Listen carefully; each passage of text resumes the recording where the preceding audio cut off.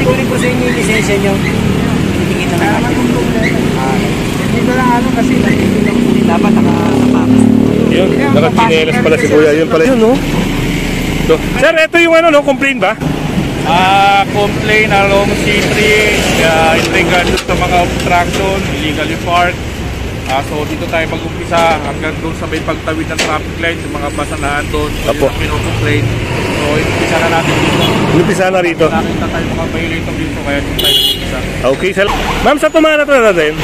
Ayun, sa Tumana, Marikina. Kasama natin tow truck. So,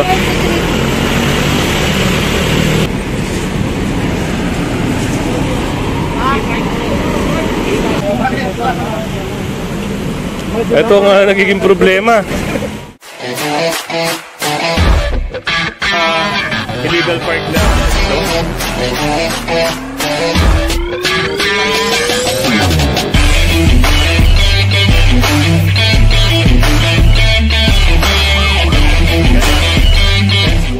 Kasama ngayon, andito tayo sa may Caloocan, sa may C3. At kasama natin ang Task Force Special Operation, Team Alpha. At syempre ang SCOG para dito sa gagawing operation nila. Ito, may napansin kagad dito, parang sa unahan, ayun. Sasakay itong signage na ito. Punta tayo sa unahan. At parang yun, isang tricycle driver. Ay, bumaba na si Hepe rito. Lapit tayo dyan maya maya. Dito may pag-uusap din dito. Parang matitikitan na ata ito, yung tricycle driver na yan. Ayun, no? Andito tayo sa may C3 Road, corner 5th Avenue. Yung mga, ayan, kasama natin sila, sir. Mga naka-illegal parking. Ito. Babalik ko rin po sa inyo yung lisensya nyo. Titikita na natin. Dito lang ano kasi dapat nakapakas.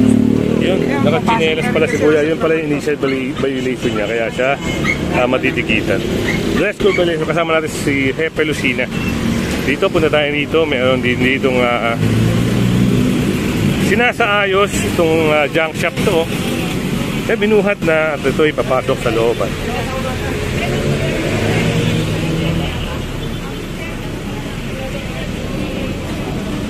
Kaya ito, ayun si Sir Julius, oh.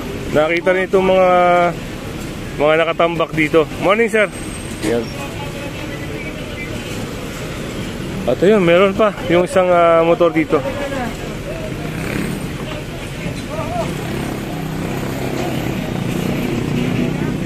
Ito kasi sidewalk na, pero ang ginagawa nila, dito na nilalagay yung mga kalakal.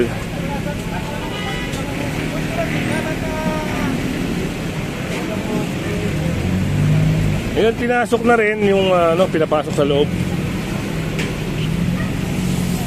Dito parang may ma-impound dito, no. Lapit lang tayo. Meron nga itong isang tricycle. Pati yun, no? Ito. Good morning, Sir Joey. Morning. Sir, ito yung complain ba? Complain along C3 in regards sa mga obstruction, illegally parked. So dito tayo mag-umpisa hanggang doon sa may pagtawid ng traffic light, yung mga basanahan doon. So yun ang pinocomplain. So inumpisa na natin dito. Inumpisa na rito. Nakita tayo mga violator dito kaya dito tayo nag-umpisa. Okay, salamat, sir, no? Ayun, mga kasama, ito, napaliwanag, sir, ngayon. Ito ay complaint mula rito. Sinimulan dito hanggang doon sa may parang terminal ng mga bus. Doon kasi yung mga kinocomplain. Ito, papakita ko sa inyo, kaya ito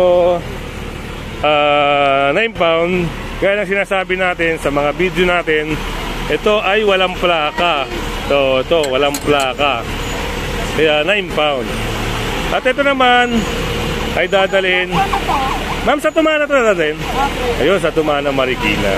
Kasama natin tow truck. Ito. Kasama natin, sir. Yun, pag mga ganito, kailangan Pag magtutubos kayo, magdala kayo ng valid license at ORCR. Nako, meron pa pala rito. Etong isang yun, wala rin plaka, kaya isasakay ito.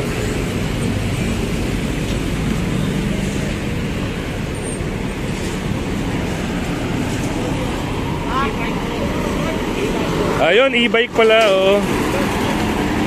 Pero sana kahit e-bike, naka-helmet pa rin, no? Kasi parang national road to, yung C3 na ito. So yung mga sinasakay, yung mga ganito. Ngayon, sa mga may-ari nito, kung halimbawa po, magdala kayo ng license nyo at ORCR para matubos nyo ito.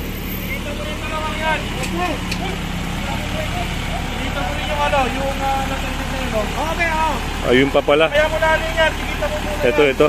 Sundan natin, no? Gaya ng nakita ni Hepe, ito. Kailangan na tikitan, siyempre. Unattended kasi walang plaka, walang lisensya. Naku, wala palang lisensya. Ito nga nagiging problema. Meron silang motor, pero wala silang dalang-dalang lisensya. Kaya yun, matitikitan si Kuya. Ang titikit dito,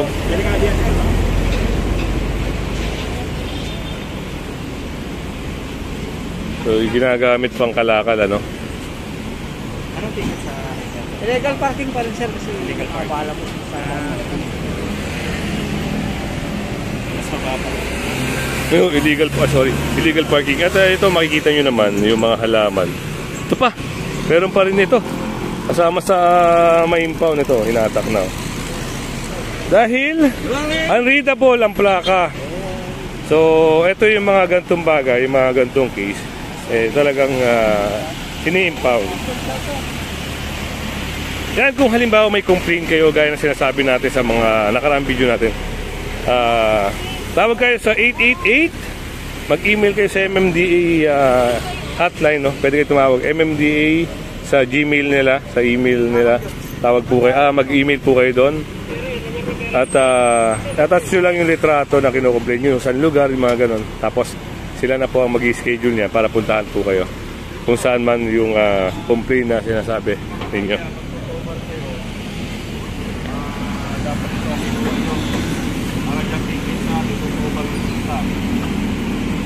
Okay, may dapat pa tayo try to build na isa.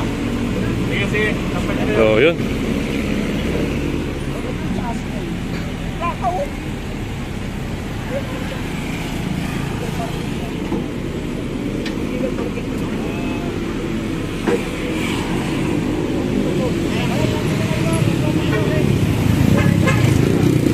Sinasalansa na maayos kasi meron pa kang sasakay. So dito pa lang halos mapuno na rin kagad yung tow truck.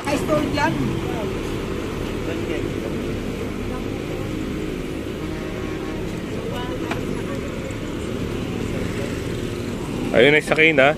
At silip tayo rito sa unahan. Excuse me. Yun yung ayun, inayos na nila. Ito, tinabas na rin itong trapal na ito, no? Oh, parang wawasakin nata ito.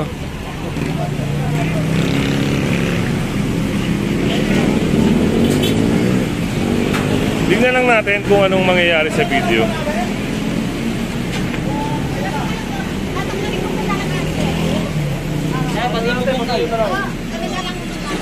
So, yun nga, napag-desisyon na nila na sila na raw magtatanggal nitong parang canopy. Ikot tayo. Balik tayo dito. Ito, tinatabi na, no? Kasi, ito, highway. Kung makikita nyo naman to, highway talaga ito.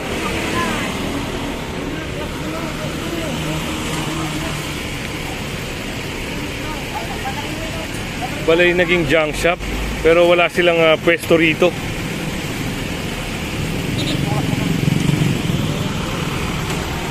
Yan, kung hindi ka pa nakasubscribe sa ating channel, pasubscribe na lang po at pahit na rin ang bell para updated ka siyempre sa ating mga video. Ito, makukuha to ng mga nagbibigay ito sa may mga may-ari, yung checklist. So, dyan naka-indicate kung ano-ano meron doon sa mga motor nyo.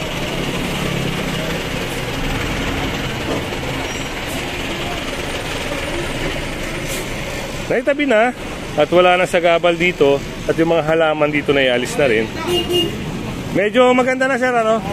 So, ito maayos na rin. At uulitin natin, no, sa mga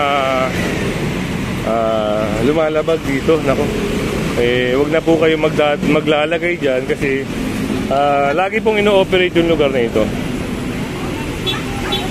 Sir, yung nasabi yan sa kasa yan. Ngayon, kukunin na, wala pa lang yung memo. Kaya hindi mo nakikinuha dyan, nilak nila. Kaya anong gagawin namin? Gagawa pa ng report. Gagawa pa po ng report yan Atake na. Sabi nga namin, hatakin nyo na. Gusto nyo iniwan lang. na yan. Opo. Hindi na mahulugan Hindi naman sa amin yan Hindi pinalagay lang. Kasi sa 10th Avenue po yan Opo, mamaya dadaan kami doon, nakunin nila yan. Papakita namin to, bigay namin sa kanila to. Bahala sila. Pwede na patigilan yung plaka. Opo. Saan yan kukunin, sir, yung ano namin hindi na gumagana nga yun. So, yun nga, ito pala ay sa kasa. At yun, sabi ni nanay, dadalhin niya doon sa may 10th Avenue para ipakita doon sa mga taga-kasa na kailangan nilang kunin to kasi may ticket na. So, yun, kung hindi ka pa nakasubscribe, pasubscribe na lang po at pahit na rin ang bell para updated ka sa ating mga video. Ayan, maganda.